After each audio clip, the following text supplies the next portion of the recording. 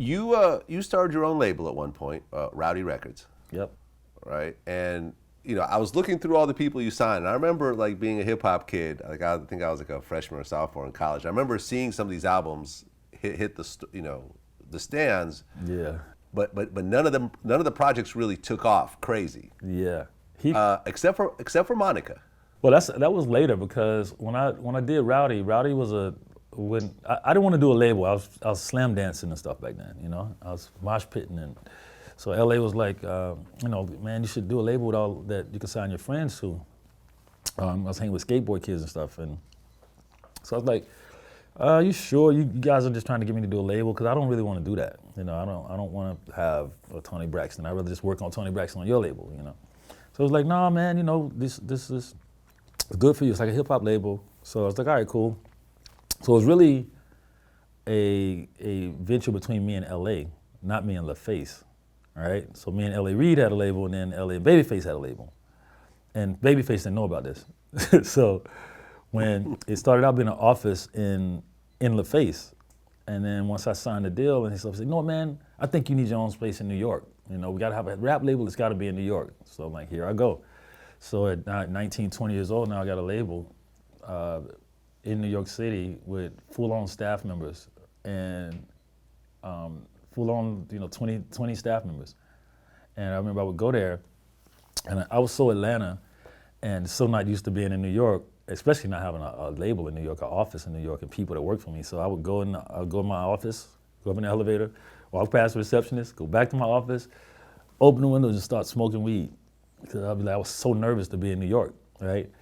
And so it took me a while, and then one day, Karen Veazey, who now works for Pharrell, she comes in and she says, hey, are you okay? And I'm like, yeah. She says, well, you might want to have a staff meeting. And I was like, well, what's that?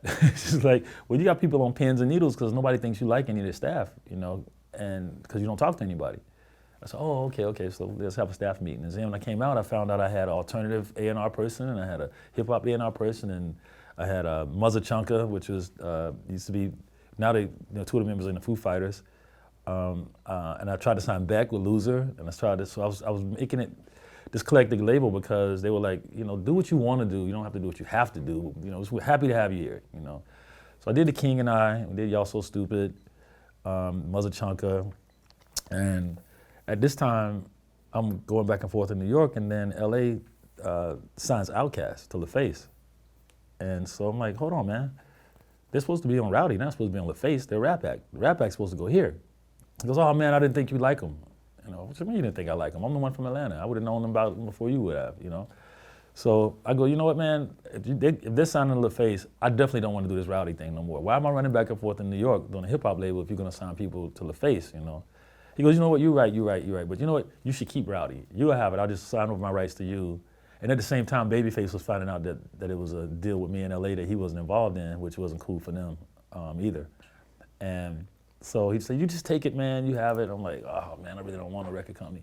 So then, and I was millions of dollars in debt then because my staff was over $1 million a year. And Clive was like, you know what, why don't you just take it and move it to Atlanta? Where you want it. Just put it in Atlanta, move where you want to. I'm like, oh man, I'm just trying to get out of this thing. I don't even want to do this anymore. He said, no, but we just take it to Atlanta to be a label, you do what you want. So then I got to Atlanta and I'm like, well, I got to sign something I know how to do. I got to sign something to make some money for this label, So I signed Monica. And when we did Don't Take It Personal, they didn't want to put it out because she wasn't singing like Whitney Houston. It's like, oh, she's like a Whitney Houston. I'm like, no, she's not. She's 13 and she's a little girl from the projects. Let's just get her through that part first, And so we did Don't Take It Personal. Finally, he came back and said, oh man, this is going to be a major hit for you. Good, appreciate it. Good, let's get it going. So we put Monica out. Monica started doing great. And I said, all right, well, we got one condition with this Monica record is that now I gave you that, you got to let me sign something else, man, because I don't want the label to be full of R&B acts. We could just do that at Arista. So he goes, okay, well, what else do you want to sign? I'm like, Fishbone.